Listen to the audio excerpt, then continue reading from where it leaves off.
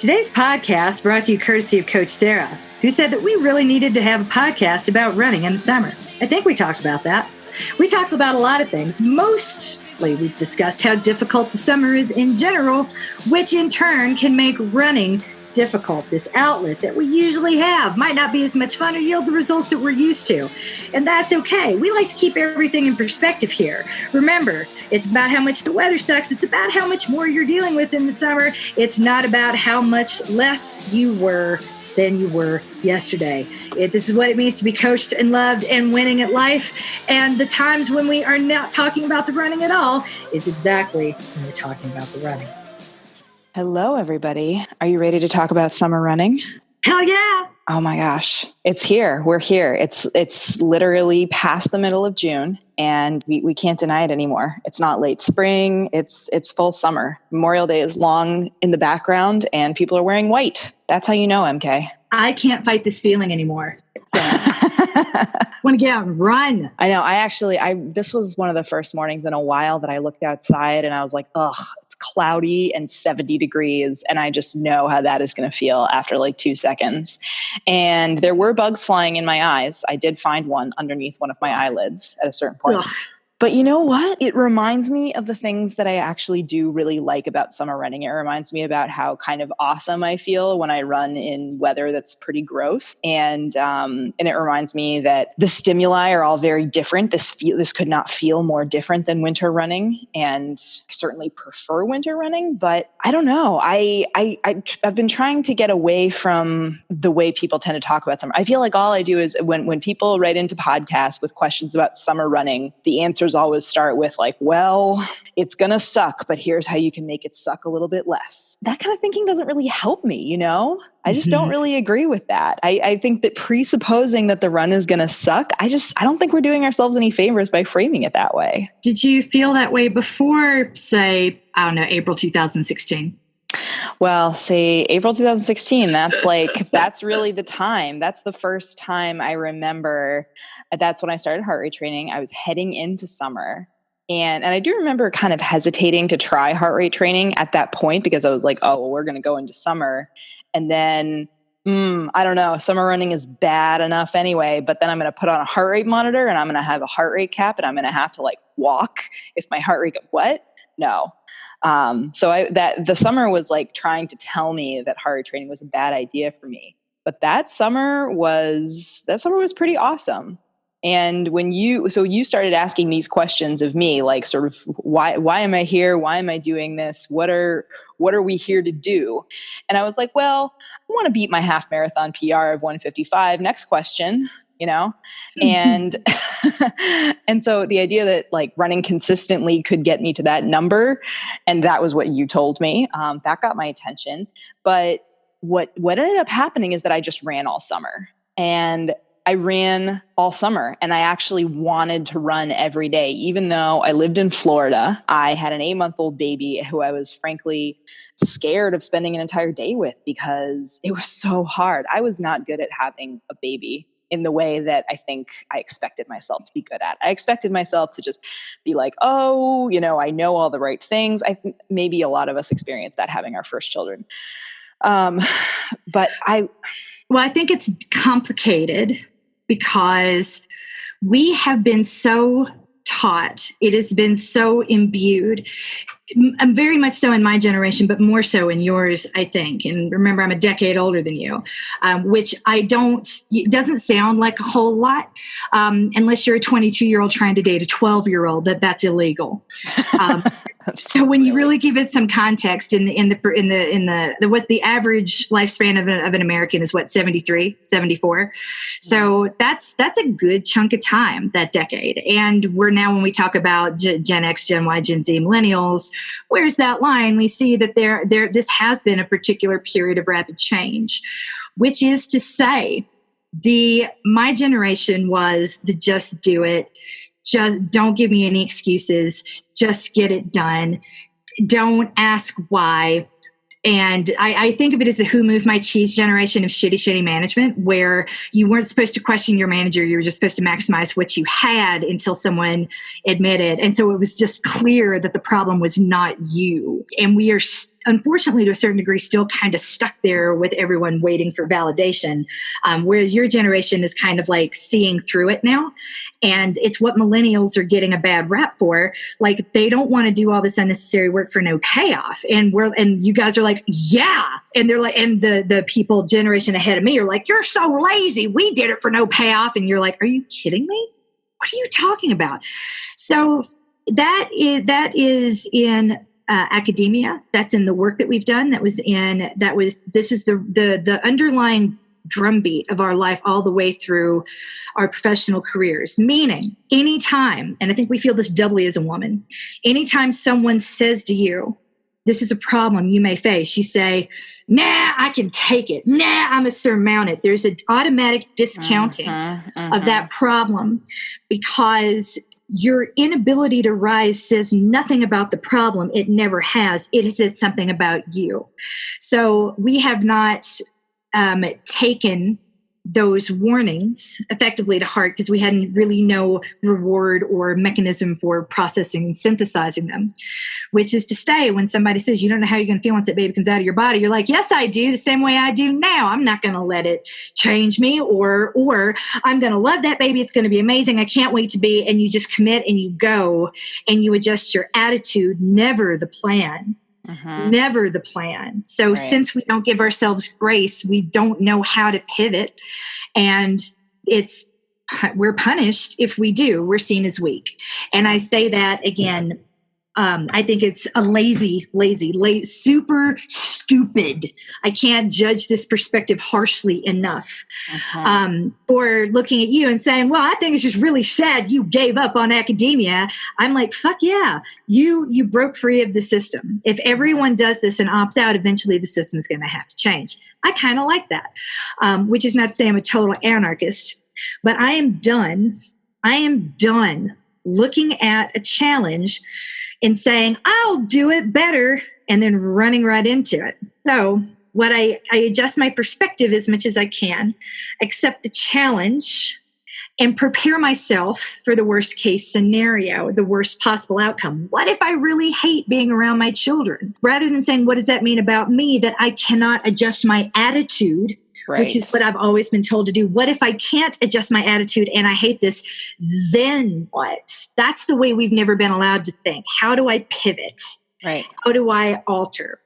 And because I'm not a quitter, well, I'm just going to I would make everyone around me miserable, but I do not change the plan. I don't deviate, and I do not quit. I feel it's the trap that men and women have been stuck in. I think of it as the overachiever trap, but while acknowledging that the consequences for speaking out are considerably higher for certain folks than others. I think that particular period, the period between when my daughter was 6 months old and a year old, was some of the hardest for me, because I was not working again yet. Well, working for pay, right? I was applying for jobs all over the place and sending my enormous dossiers that I had to recreate for every job application all over the place.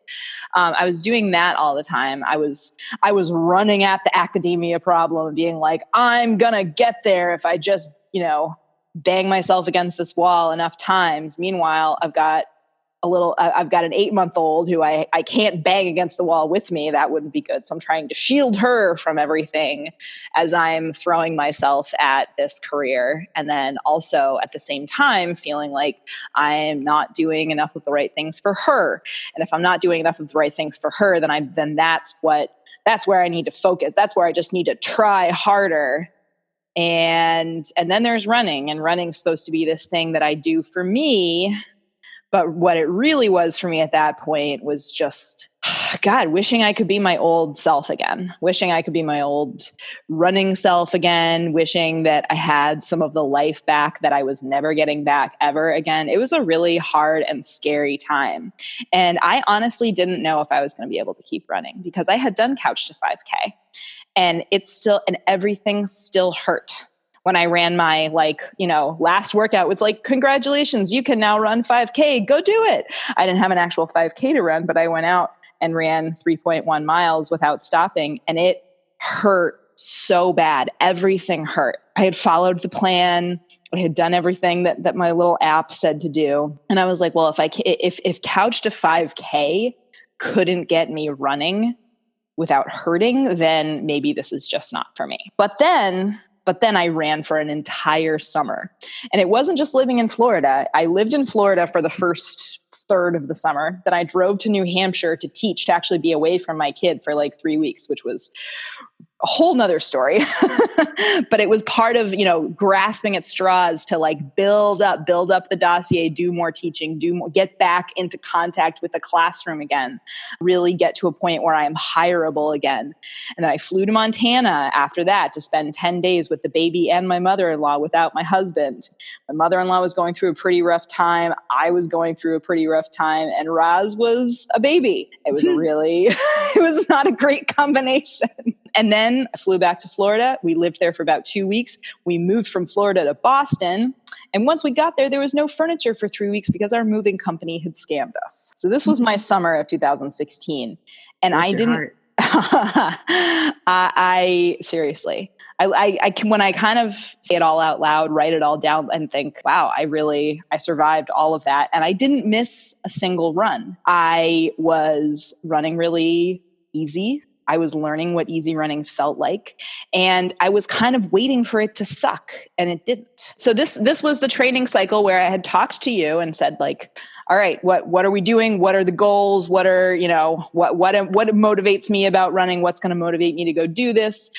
Go beat my old half marathon PR. Okay, that's my why. Let's go. And honestly, by the end of the training cycle, I was excited for the half marathon, that I had been ready to kill myself trying to PR, but I had pretty much forgotten about the race itself, the time, all of the things, because the part where I ran all summer, just kind of, I really couldn't believe that. Even when I didn't live in Florida, even when I didn't have a kid and all this other stuff going on in my life, the summer just would get to me. That was the beginning of a shift in perspective in terms of what I would look back on and think of as an achievement worthy of my pride and worthy of my notice. These are the moments when I tend to step back and say, the story that you just told me, running was like a bit player in it. And that's really true when it comes to life. Like, you did not have your sense of safety and security was not resting on a finish time. What you needed from running, what needed to happen, was a glimpse of your former life that would this is my take, my read on it, a glimpse of your former life that would give you, show you where the light is at the end of the tunnel. Because when you're in a really dark tunnel, and I've been in a couple, not just the tunnel marathon. I was going to say. Yeah. Well, when you start that race, you can't see where the other end is, and you don't know if there are any twists and turns. Is it a straight tunnel? I mean, yes, we know that it is because it was a railroad tunnel, but generally speaking, like, where you can't see that it's just a little pinpoint of light because it's a 2-mile tunnel. Yeah. So to that, it's like, am I looking forward? Am I moving in the right direction? You don't know. All you can do is sort of like forge ahead. So what we really need from running is to be that light, to say, like, yes, I am doing work. It is paying off. I'm going from here to here. I need something to make sense, and I'm going to cling to that until the light at the end of the tunnel becomes clear. So when I say it's never about the running, when I look at the context of that whole story you just told, it really wasn't about the running.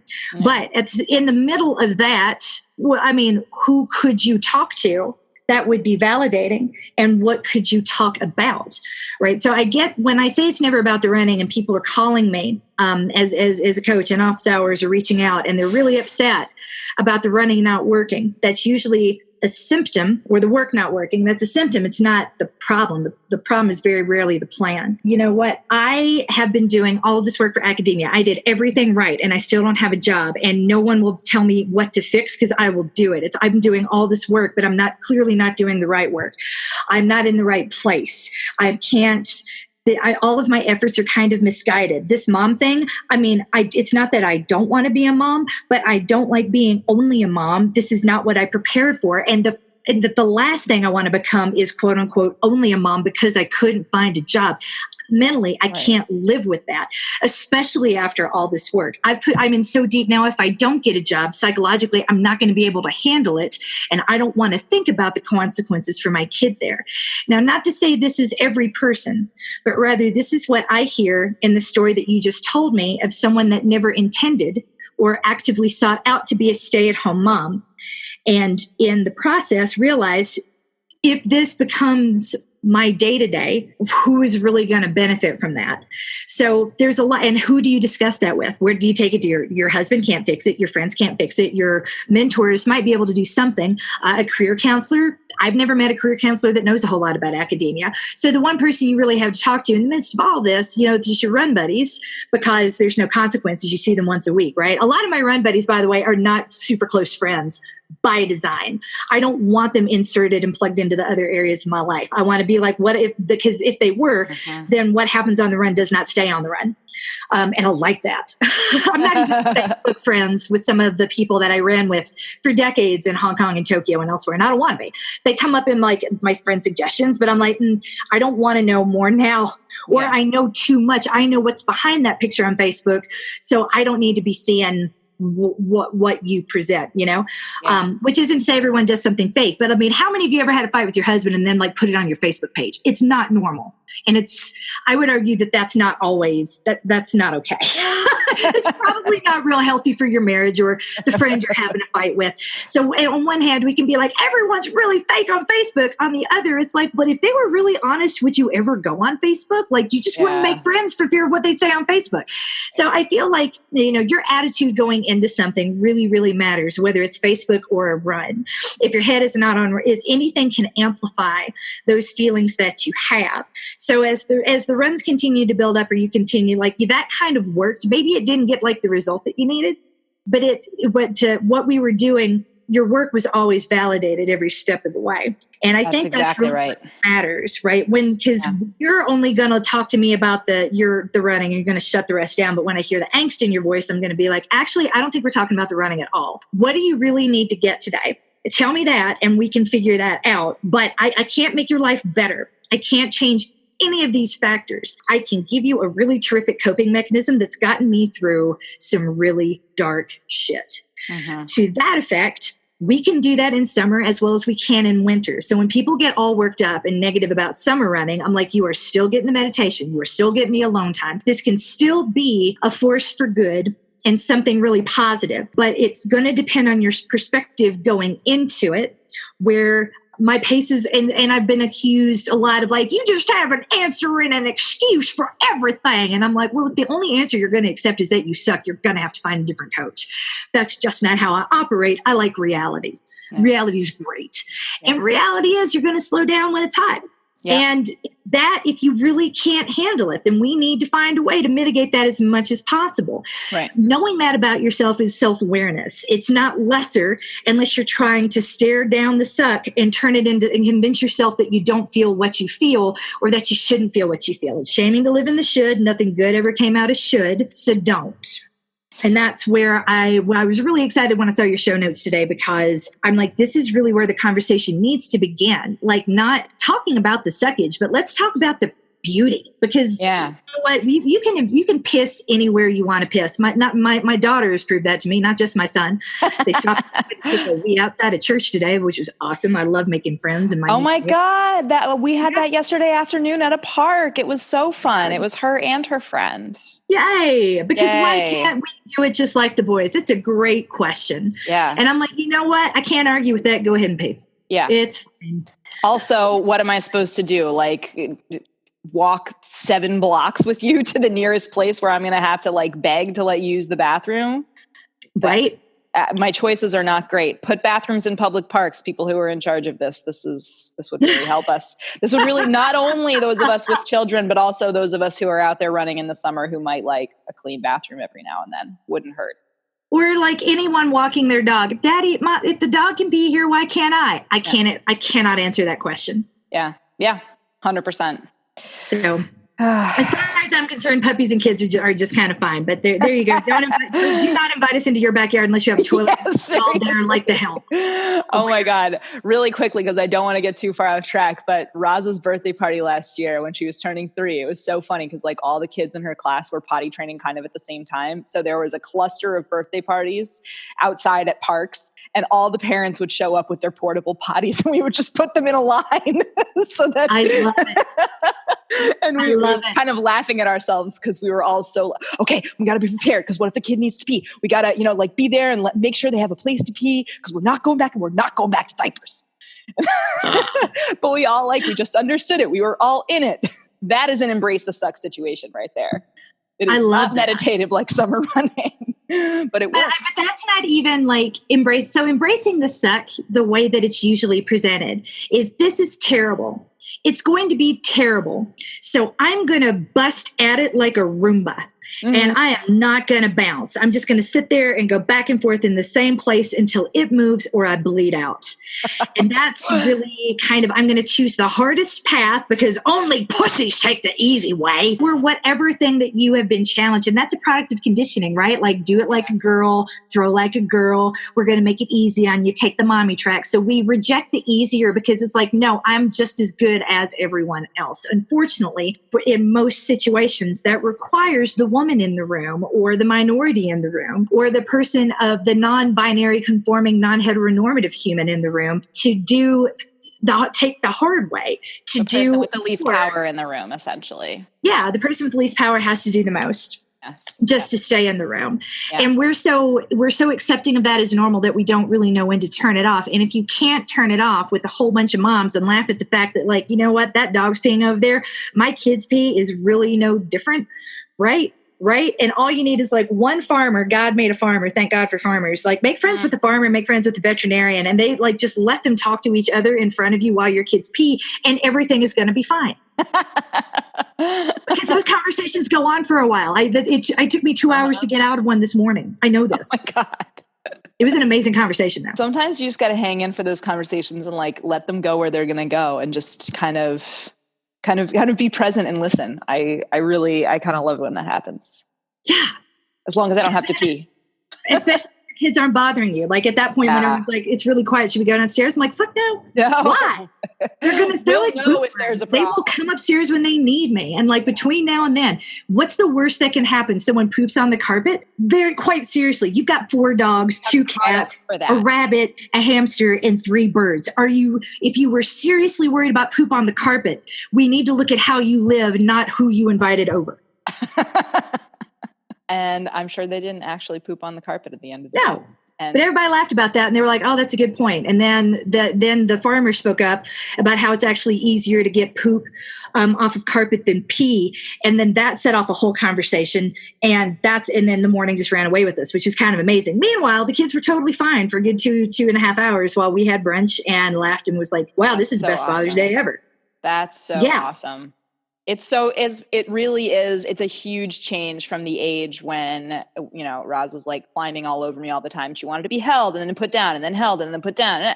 And now we go places and there are kids to play with and she plays with them. It's it is the biggest, most significant change in my life as a parent. The fact that she finds people other than me more interesting than me. It's such a gift and I love it. Yay! Anyway, there's something I posted on Instagram that I think kind of, dovetails quite nicely with everything that we're trying to say right now. What I posted this morning to the Fitness Protection LLC Instagram, and that's Instagram.com/Fitness Protection LLC. What I posted was I'm no longer going to do things that make me feel like shit. Mm-hmm. And if running has been making you feel like shit, if running specifically in the summer has been making you feel like shit, I want to examine why and give you a different framework to evaluate not just how you view yourself, but how you view that run, because it all is going to come back to that central question of what do you need to get? And you can still get it in the summer. We just might need to change the way we do things, but where it starts is not embracing the suck and saying this is going to be terrible no matter what I do. And yet again, throwing ourselves against the wall. It might be, if I get up a few minutes earlier, this won't be terrible. But guess what? I'm going to have to get up earlier because the sky's awake at 5:15, and we all know with the sky's awake, so I'm awake, Elsa. Yeah. My Elsa is a riser with the sun, as am I. We have these enormous, floor to ceiling glass doors in our bedroom that and they face east. There's no hiding from the sun. Both my husband and I are up before 5 pretty much every day. And being able to stay in bed is nice, but also I'm awake and I might as well get out there and go. And I really, so actually we'll get to this in a little bit, but a couple weeks ago, I asked people in the fitness protection groups what they liked about running in the summertime, and there were a lot of really great responses, and I want to read some of them because Can I just tell you how much I love that you did that? I love when I had no idea that happened. I kind of go in there and look from time to time, but you're just so good that I'm the opposite of a micromanager. I am hands off until like multiple people have been like, hey, there's a problem. And I'm like, well, if these three people who don't talk to each other say there's a problem, then maybe I need a couple of prompts, but I've had none of that. Like everything's going so well. So when, anyway, so I if it seems like I'm checked out, it's because I have no compelling reason to be checked in. You clearly got it. Blood controlem, which is an awesome Russian phrase that literally means like control is physically on top of this thing. And so that's how I feel like you've got this. You are quite literally, like not just metaphorically, but actually on top of it in a really cool way. And I'm like, you asked them that before even suggesting this podcast? Fuck yes, Sarah. Well, thank you very much. I thank you also for teaching me all these amazing Russian words, which I am writing down because I'm going to remember them. And no one's going to know what they mean because no one is as cool as you and speaks Russian that I know. But Russian is on my wish list of languages. Well, I'm sure Italian has lots of really cool things as well. But like Russian is such the country and the language. It's so in such strong oppositions of like artistic and controlling and this strong visualization and words that, it's a super old language, much older than English. And when you study like the evolution of words, it's in concepts, it's very, I don't know. There's a lot about it that's super cool, and there are a few things have stuck. If you see similarities in China, I say feel free to toss them out. I probably for sure. Insert whatever language. Someone wrote about this thing in Japanese, and I'm like, oh, that's really cool. Someone wrote in in Spanish. That's really cool, and I love that shit. If something resonates, guys, email us. Tell us Yes, please. It's so cool. Let us know what's working. Cool. So I actually, since we're on this topic, I want to read what people posted in because both in Maintain and Rebuild, people had such great things to say, and these are things that I'm going to remember and that I'm going to tell myself when I have a smidge of like, do I really want to do this? So first in Maintain, someone said, summer running is so beautiful when we don't have smoke. I think this person's writing from California. It does sometimes get hotter later in the day, but I love waking up early in the summer to run. I love the light early in the morning and the long days. And I heard a lot of people say things about like what they can do in summer that they can't do the rest of the year. Like there are trails that I don't run on except in the summer because I would not want to run on them in the dark. I just don't feel safe running them when it's dark outside. But in the summertime, I get to do it. Someone else said the thing about summer that I love is the sunrise. During the summer, I get the coolest part of the day at 5 a.m. And then I can go to the beach at the end of my workout and take in the sunrise over the Atlantic Ocean. That's amazing. I've seen sea turtles, dolphins, all kinds of birds, bunnies, raccoons, all kinds of flowers and surfers on dawn patrol. During the summer, it's often over 80 degrees before 7 a.m. with 80% humidity. Holy shit. The promise of the sunrise is the carrot that gets me out the door on these sultry mornings. I bet that person lives in South Carolina. It's somewhere down there. It's that is a serious climate to contend with. Bless your heart. What I love about summer running, this is a different person, is being able to run in a tank and shorts outside. This is kind of the opposite end of the spectrum. Summer is so short in northern New Hampshire. I just try to enjoy the moment. Yeah. Those of us up in New England, but the people in northern New England more than me. I mean, tank and shorts is like you get a hot minute of that and then it'll be back to chilly before we know it. So I think it's so important to look at it like this is an opportunity. This is an opportunity to kind of embrace the things that are only going to be here for a little while before they go away again. And that brings me to Rebuild and one of my favorite ones. Someone wrote, school is out for us, which means I pick up my son earlier each day and we have longer evenings together plus no homework, which has just started to get kind of tough for him. I'm getting more sleep. We are eating better dinners with the added prep time, and getting up early to run is the icing on the cake. And that's so beautiful because it's also reflecting on how running kind of fits into your life, like the way your life has sort of takes a different shape in the summertime, and I know that summertime is kind of a cluster for some families because of, having to kind of scramble a little bit more to cover all of the childcare holes in the schedule and everything. But it's really wonderful when you have the opportunity to look at this like, hey, we have this different time together. The time together has a different quality. body. And it brings an awareness of sort of the way our day flows. And I just really like that. And someone else wrote something that I really love. In general, I feel that there is a greater sense of adventure in summer. I say yes to things that I usually say no to during the school year. That doesn't always translate 100% to running, but that's what I like about summer. And yeah, like I kind of feel that too. I feel a little bit more free-spirited in the summer. You know what I mean? Yes. Yeah. You and I also have little kids that are not at the point where they could be overscheduled yet. And I say overscheduled because it sounds like a judgment word. And I'm not here to tell you that you are overscheduled or you're past the line or you're cross your parenting. I would say you're overscheduled if you feel haggard. And it does not take very much for me to feel haggard from a schedule perspective. And I look at like what a lot of my friends do. And again, it's not a judgment of them. I just look at them sort of perpetually in the car going from one place to another and trying to keep it all together. And some of them thrive on that. The more chaos for them to manage, the better. And my brain just does not work that way. I'm like, I would collapse. If I had 3 children, each doing a different sport because I felt really strongly about them not being in competition with each other. So I will not allow them to do the same thing. I think I would lose my mind.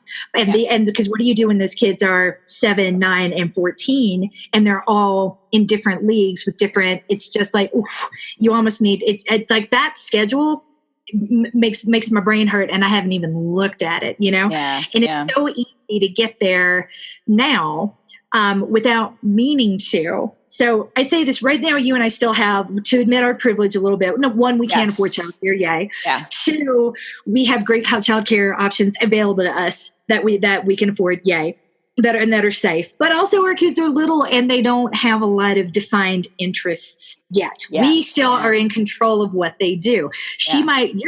Ross might beg for Elsa in Disney World, but how realistic, how is that going to happen? No. I really want Elsa to be my babysitter. Anything she asks for is going to be so unrealistic. You can just be like, no, as opposed to Diane, who's about at that age where she cannot just negotiate, but come with a proper pitch deck of mom. All right. Yeah. I want to do this, or she wants to do this art camp, and that on top of blind hockey, I'm just like, and blind hockey doesn't even start for 4 more months. I'm already like getting hives about it. Like, oh, do you understand the time sucks, Cheyenne? I don't really know about this. But this art camp is a 45-minute drive away. It is $250, and it is from 9 to 12 in the mornings only. But she is super passionate about it because I'm not a crafty person. I don't like having that stuff in my house because I don't want to clean it up. So she is, because it's $250, it is not going to happen. But she is, if this is what she's doing now for a 1-week art camp, I can only imagine what she's going to be doing at 13 for horseback riding. God knows, you know. I campaigned but right so now we have hard. the luxury of saying no because this thing she's asking for is very much a luxury item. It's not something where we could overachieve or logic our way into saying yes to something expensive and terrible because it's good for her development, which I get sounds like a very luxurious thing. But when all the kids, and for a lot of us, a lot of people listening to this podcast are either middle class or like the solid, like not like the classical middle class, but the solid upper middle class where we have options and I would like to save money or I could spend the excess on this thing for my kid and it's going to make their future better. By the way, all of their friends are doing it too. So if we don't, we're behind. It's that line of logic that kind of propels us forward and we feel like our hand is forced because it's not like, is this good? It's rather, how bad is it if we don't? Right. So you and I are not there yet because I mean, my oldest is 7 and the worst she can do is be like, I hate you. And she's going to hate me anyway. And Roz is too little and know that someone that is not actually the real Santa Claus kid, you know. So we didn't give a shit about Santa Claus yet. It's not complicated for us yet. Yeah. No, that's very true. And I guess when I think about, because I'm starting to feel the pull towards these organized activities that she has a bunch of friends who are doing like martial arts classes and dance classes and this class and that class. And the truth is both my husband and I are just way too busy to make it happen. And most of the things in the summertime are scheduled during the weekdays when she's at school. Her daycare she misses the cutoff for public school this year, which sucks money-wise for us, but we get to keep her in this daycare for 1 more year, which goes all summer. And that's also a huge luxury. And, you know, it goes all summer and it's reliable. And yet I'm interested in examining these feelings that I'm getting about like not signing her up for Taekwondo, like her friend, because there is at age 3, but people say great things about martial art for kids this age. It's a whole, there are lots and lots of messages about the things that I could be signing her up for and having her do that I am not. Because none of us wake up wanting to suck. We all want to be good moms. Yeah. But where and at some point though, you feel like, if by saying no to this, am I doing the right thing? And I don't care if you live in Conifer, Colorado, which is a tiny town. It's actually much bigger than the village hamlet that I grew up in, but Conifer is still like tiny by any standards. Or Boston, Massachusetts, or one of the feeder cities on the East Coast, hyper competitive.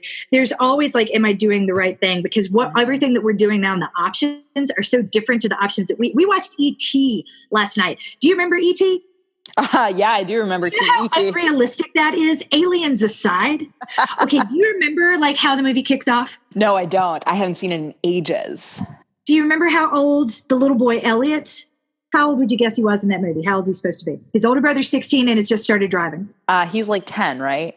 It's the sister 8. That's really little. He's 8. Okay. Yep. Okay. He's 8. I would argue is really little, but Drew Barrymore is like 4. And oh my God. So in the opening scene, the 15-year-old brother the 16-year-old brother just got his license is backing the car out to drive his mother to work and his little sister to daycare, while 8-year-old Elliot stays home with the fever. Oh my God, that's right. That's so funny. Oh wow. I was reading, I'm watching that and I'm like, Alex, come in here. This is as good as Home Alone. Like, we're running through the airport to push someone off a payphone, hand my husband my paper address book from my purse that's as big as a Bible, and telling him to go find another bank of payphones and here's some French quarters. Like, it's all so quaint. Yes. But anyway, the options that are available to us are just so drastically different. They're the things that we wish we had when we were growing up. So we feel like we're being bad parents if we say no to anything, because like your inner child would have killed for this opportunity. Right. So how dare you turn it down? At the same time, you can't say yes to everything. And that there's a little bit of that is the same no matter where you are. But that desire for your kid to not be behind is that drum beat, I think, is a little stronger in what I think of as the hyper competitive places with parents in the greedy professions like law and medicine and academia and et cetera, who tend to be concentrated on the East Coast. Yeah. And Boston is a big one for sure. And my husband, not to say it doesn't exist elsewhere, just saying like you were in the thick of it. So the pressure you feel, it's easy for someone to say like, you just need to buck it all. Let me tell you, it is hard to resist, even if you're me. Yeah. And I'm pretty good at saying no. It is. It's hard to resist, and it's interesting to be in, I think, a very different mindset from how I was when Roz was 8 months old, and I felt I did not have a skin on top. Like I was so raw, and any of the pressures that came to me, I just absorbed them because I did not have any sort of deflecting mechanism.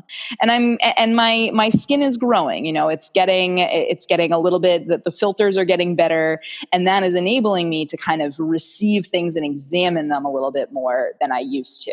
When she was 8 months old, I was like, we're got to keep doing baby yoga. Baby yoga class is done. I got to do another baby yoga class. And no shade to baby yoga. That is how I met I think a lot of us have this I hope a lot of us have this person. This person was indispensable to me. My mom friend who had a little baby, the exact same age as my little baby. And we were like the only people in that baby yoga class that would kind of like make eye contact and giggle a little bit when it got real silly. We had a really nice rapport, and we really bonded with each other. And we really got each other through some very tough baby times. And that's really what baby yoga is for, mommy friends. Yes, baby yoga is exactly for mommy friends. But that's the thing. I wasn't seeing it as something I needed to do for me. I was like, Roz needs this, Yeah. And sometimes you're in a room full of other moms that feel the same way. Like, I'm not here to make friends. I'm here for my baby to learn yoga so she can fucking relax, okay? I want to learn to relax. We've got to get into Harvard. We got SATs to take, so we need to start meditating now. Do you know what they have to do to get into preschool these days? So a friend of ours, like this is all she does. And I swear to God, she alone by herself as a consultant makes millions of dollars every year.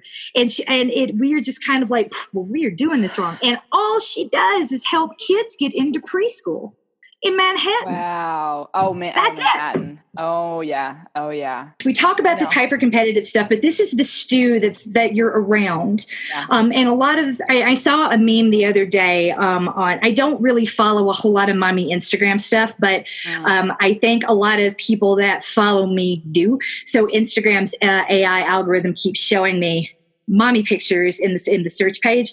And I'm like, And the one I saw was like, is there any point really to doing something if you can't beat other people? It's that I'm mom so hard. Yeah. And I did not bother to click on it and read underneath it if they're making fun of the competitive moms or if they're making fun of themselves for being competitive. I honestly didn't click on it to read because I was just like, I know so many people that feel that way. And I just don't have that in me anymore. It's just, I don't know that I ever really did. I just needed to, because I was so busy trying to hang, not win, just hang. And then I was like, I've been hanging. What am I doing? Why am I wasting my energy? What do I really want to do? And kind of like, got real selfish about it. But it's so easy in our running as well, to all of these feelings that we're not facing and we're not dealing with, that we kind of put them into our running and demand something out of our running that really isn't necessarily fair. So I'm never going to ask you to share your damage. What I will say is, if this were a room and all of our listeners and all of my run clients were all kind of sitting there, I could look at the entire crowd and say, every person in this room has got some damage. We don't have to talk about it, but no one picks up a new hobby. No one over the age of 25 picks up a new hobby because they're bored. It doesn't happen. And whatever you need to get out of being here, maybe you never say it, maybe you never share it. That's okay. You don't have to, but you're not the only one that is here to find that thing that you feel like you're missing. You are by no means behind. You are by no means so broken you can't be fixed. And you are by no means a unicorn with a broken horn. Like, I'm the only one like this. And by the way, I'm broken too. Mm-hmm. So there's something kind of comforting about that. And the more I started kind of embracing that as I would go into run clubs, it just made me feel a whole lot better and am able to handle it when I would find hyper competitive people. And I'm like, oh, they don't know that they're not the only broken one. It's okay. Yeah. It just made it easier to tolerate, because it's not about like swiping them down. It's about not feeling less than. Whatever it takes for you to not feel less than and not hold anger so that you can kind of stay in that moment. It's not meant to demean the other. It's meant to be like, gosh, instead of being like, gosh, that person's so annoying. It's a different vibe than like, they haven't figured it out yet. Right. It's also to kind of to be like, I'm kind of triggered by this situation. What is so triggering to me about all these hyper competitive people? And what am I responding to in them? And where is that really coming from them? Is it really because they think that I suck? It's probably not. And I'm sure we have a lot of listeners that are like, I'm not hyper competitive, but yes, I'm around a lot of hyper competitive people. I don't do this to my running, but what if ever there is some part of you that it gives rise to feel less than, just know this can be a really great coping tool. In those moments when you struggle, remember that you're not less than in any way. It's just somehow it might just be a crappy moment. And one of the things that I think has been really, really helpful, especially in the last couple of years, and I did not get here easily, but I'm the more I think about it, the more I think running is becoming something that I have a relationship with, where I don't need to approach it with the viewpoint of an elite athlete. And the reminder that I do not need to approach training with the viewpoint of an elite athlete, and that I get to make choices about whether this is doing something for me or not. And I get to like have my body and how my body feels be part of the conversation. You talk about this a lot. Thank God we're not elite. You talk about the fact that, it's hard. It's really hard. And this is a podcast. This is a program for people who will not lose their job, their mortgage, their lives if they show up to a race with a hangover. That's a really, really big luxury, actually. And we get to treat running in this way. So we get to approach summer running from the point of view of like, hey, let's reframe our perspective on this, because our performance is not going to change our lives materially. So yeah, what's riding on it is not so large. What's riding on it is not so large. Exactly. So we're not trying to enable anyone. We're not trying to encourage or make light of alcoholism either. I cringe when people talk about like mommy needs her wine. And I'm like, we need to talk about the forces that cause mom to want to drink on the job and not like put it on mom so much. Like this, it's kind of like daddy issues. When people talk about daddy issues, it makes me viscerally angry while grossing me out. It's like, why are we making this about her instead of about the person that inflicted so much trauma and neglect on her that this is the result? Like, how is this become a societal joke? Like right. This is the trauma of women. But I hashtag feminist buzzkill. I'm here for that. So but I forgot what I was talking about. It doesn't matter. It's easy to stress. Not that we're never encouraging or laughing at drinking. What we are trying to say is like showing up with a hangover. If you decide to have a beer the night before, or you wake up and you're like, oh, I'm not 100%. Anything that makes you feel not 100% in the corral, your life will go on pretty much unfazed. Exactly. Like there are no consequences other than the ones that you create. And if there are external consequences, like, your spouse is going to be really upset with you if you don't have a certain finish time, because if you don't do this, then it's not worth the effort. You've got something that's beyond our scope. Mm-hmm. Mm-hmm. I have a lot that I could say about that, but it's beyond my scope, so I shouldn't. And I think in general, it's really the hangover is kind of a metaphor for the like not ideal. The hangover is the metaphor for showing up for a race without having had the elite training treatment the entire time you were preparing for it. The reminder that we don't need to approach running with the expectation of perfection, I think it's just something that takes the pressure off a little bit with these months where you're going to slow down. It's going to feel at times like, am I going backwards? What am I doing wrong? Those are sort of the wrong questions. And what you actually get to do is say, you know what?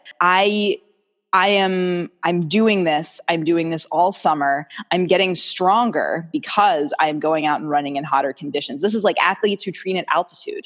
They go and train at altitude on purpose because the less than ideal conditions make them stronger for when they come back and race. Yeah. Running in less than ideal weather puts me in touch with real effort levels where your body is really at. If you weren't paying attention to your heart rate before, you probably should in the summer if you don't want to feel like shit all the time. And this goes back to something we were saying before, running in the summer really forces a conversation about proper hydration and sleep. It is going to make you take that seriously. And even if you are not elite, you really should take that seriously, not just for the quality of your running, but for, the quality of your health overall. And I think that it's really liberating to kind of look at it as like, oh, we have choices. There's nothing about this that we have to do. You don't have to go out and run a race in terrible weather because this is your choice. You don't have to be here. You always get to stay in bed if you want to. And so when you choose to do this, when you get up and you choose to run, you choose to kind of take whatever is going to come to you, that is a really empowering thing. And knowing that you're choosing it rather than throwing yourself at a wall and embracing the suck, I think is going to, I hope, lead to a much more kind of peaceful mentality through these months where sometimes our patience is going to be challenged a little bit. And that run might be the only alone time you get. So the way that I sort of high level look at it is the way that my therapist would tell me to look at it. And what I would kind of challenge you a little bit, like when people it's easy to start doing something, especially in these hyper competitive environments, and not really think about what do I need to get. And if the answer is just like not behind, that's one thing. And that is scary because there are always going to be people with more money and more opportunities and more something that you have. So depending on where you hang that baseline, you may always be behind. That's different though. That's not making it about where you are or you or your kid in any way. That is a scary, that's a moving goalpost. And I don't like those. Yeah. When I think about what do I need to get, the reason Cheyenne really wants to go to that super expensive art camp and I'm thinking of ways that maybe I will facilitate it if she's willing to match some work to understand that this is very expensive. The reason she wants to go is because her best friend, who now goes to a different school, is going to this art camp, and it's the only part of their summer because this little girl goes to a Mandarin immersion school, a Mandarin Chinese speaking immersion school. Yeah, her mom lived in China for a long time, and so I give her a lot of grace on it. And at a time when it sounds like the really cool thing to do, it's like, okay, Paige lived there for a while and always kind of wished if she had started studying Chinese as younger, she would have been able to learn it faster and more deeply as an adult. She wished she'd had that option in high school because she always knew she wanted to go. So by putting her kids there, they might never go to China, but if they do, guess what? They're going to learn Chinese a whole lot faster. That makes sense to me, and they can afford it. So that's where they go. And the only part of the summer where their schedules might dovetail is this art camp. So now that I know, that's really what you need to get out of it. Exactly. That's a very different value proposition. That's a very different question. I'm likely to say yes to that question or find a way to facilitate it, even though it's in the middle of nowhere and way too much money. But I like this person's mom too, so I can find a way to make this tenable. It's not something that we're going to do all the time, but so when you think about what do I need to get, maybe, just maybe, that you're either what you're asking for isn't going to get you closer to something.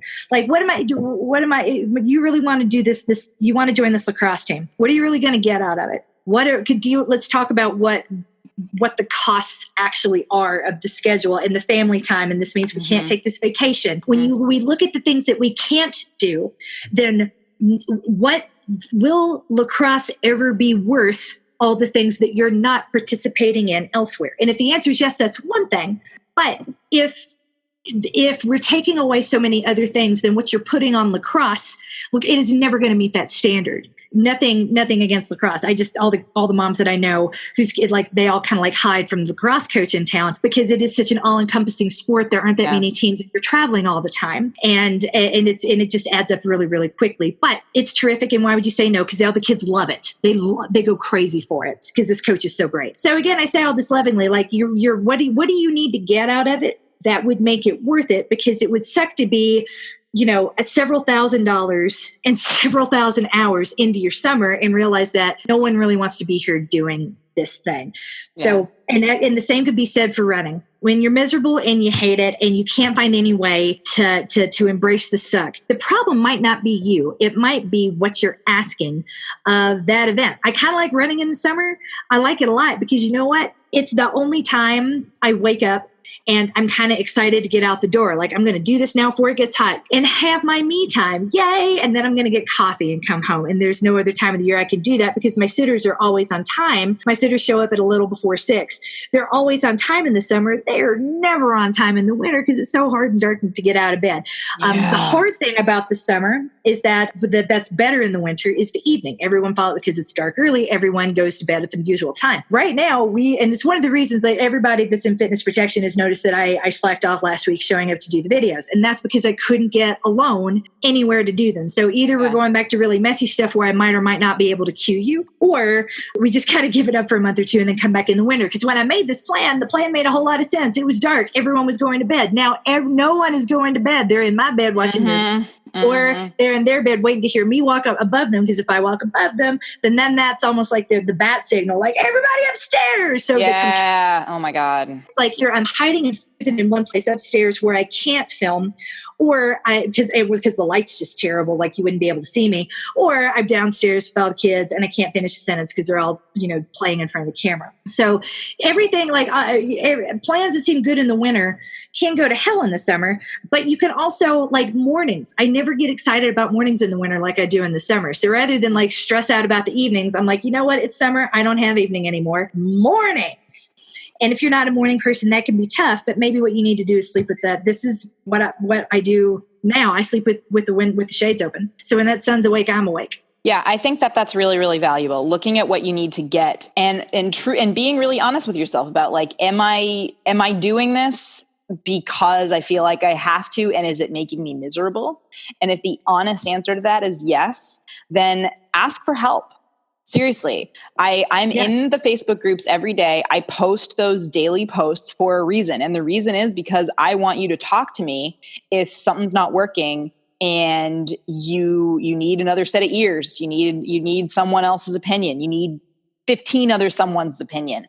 We, first of all, are going to validate you and be like, hey, you are my sit-go sign. You are doing amazing things. You are coping with a hard situation. I watch you, even though you don't know I'm watching you. I'm watching you from back here through the Facebook pages, and I'm seeing that you're getting up and choosing to run, even though I know that it's really tough for you.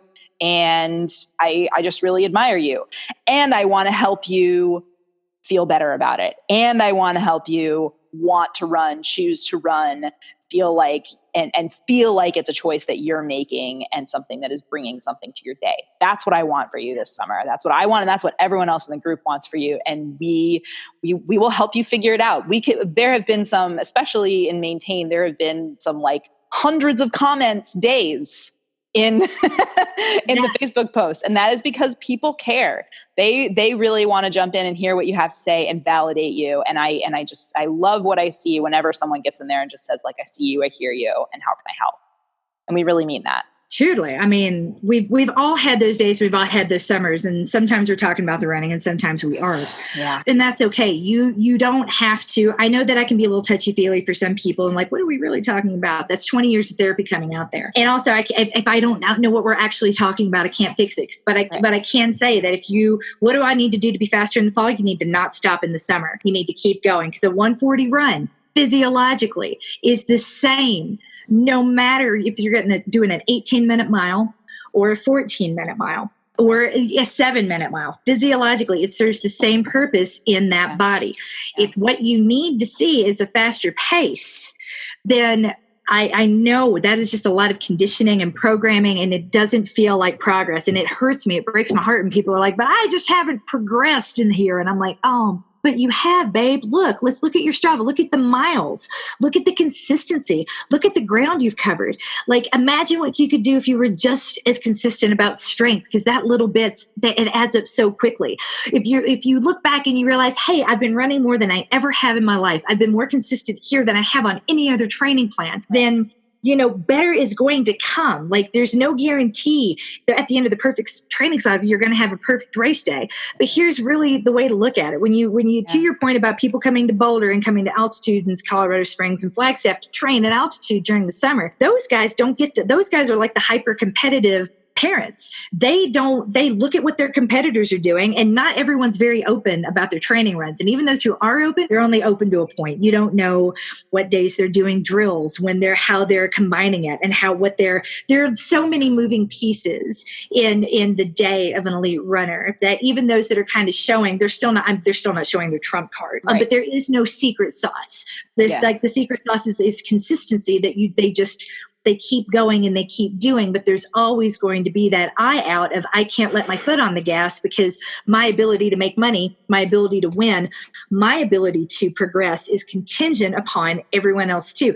Can you imagine like PRing by 20 minutes and still only coming in 6th off podium, no money from your sponsors, the fastest you've ever run by a long shot, and it's still quote unquote not good enough. There's always a moving goalpost for the people in the front. It's a different set of considerations that we just don't have. So the only person who can piss in your Cheerios is you. It's not, I say don't do it. And when I say to you, like, of course it was a rough day. You ran at 11 in the morning. The air quality is terrible. Trash cans are melting, and you went out anyway. Like, if you choose to look at that situation and say what sucks is you, then you don't need a coach, and you really need to go talk to somebody. Like, that is not a sign of what's wrong with you, or that you need more mental toughness. Anyone that could do that horrifyingly hard thing you just did has got more mental toughness than they know what to do with. Let's hell yeah, put it towards other hard things that are going to have a true payoff and are going to make you feel good. Like I said on Instagram, I am done with things that make me feel like shit. I wish everybody would be too. That doesn't mean you have to be perfect. It just means you have to be fair. Of course, you're going to be a little slower, even if you're running first thing in the morning. Of course, you're going to be a little less efficient. It doesn't mean you're backtracking. It doesn't mean you're failing to progress.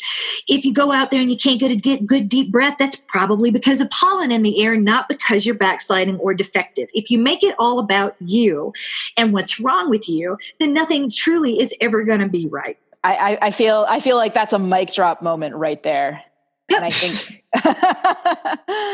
I want everybody to feel the way I felt when the end of summer 2016 came around and I looked over my shoulder at what I had just done and was like, did I really just run through all of those things? And it didn't matter how far and it didn't matter how fast. And it just, all I saw finally was the consistency. This is finally allowing me to run consistently. And I didn't hate it. And I got excited to do it every day because I knew that because I was being asked to slow way down, because I was being asked to run way slower than I wanted to, it was just not going to suck as badly as I had trained myself for years to think that it would if it was that hot outside. It was there was nothing that I never saw that coming. I never saw that coming. And I will never forget how powerful that was to me. I want everyone to look back at the last couple of weeks and see what they've done. And I want everyone to look forward to the rest of the summer and think, I am just getting started. What do I need to do? Not stop. What do I need to get out there? That's it. Do I really want to do this? Hell yeah, go! Hear my voice in the back of your head being like, it's going to be awesome. It's going to be awesome. And it's going to be good enough. Yay for good enough. Because you know what? Who cares? Do you really need to run a 9-minute mile at 1:40? I mean, how is that better? Why does that mean that? Why does that invalidate all the other work that you just did? That's how the rest of the world looks at you as a woman, as a minority, as a person, non-normative in some way. How many environments have you been in where your best wasn't good enough? Aren't you tired of that stuff? I will not do that in my hobbies. I will not do that shit in my spare time. I go out there and I get what I want and I set the rules and I say I'm amazing. And I say you're amazing. So if you're using some other yardstick, excuse me while I break it over my knee and beat whoever put that in your head. Because you've been winning at life all along. I'm sorry if I'm the first person to tell you that, but you have been, and you still are. Run all summer, everybody. Run on, and we'll talk to you soon.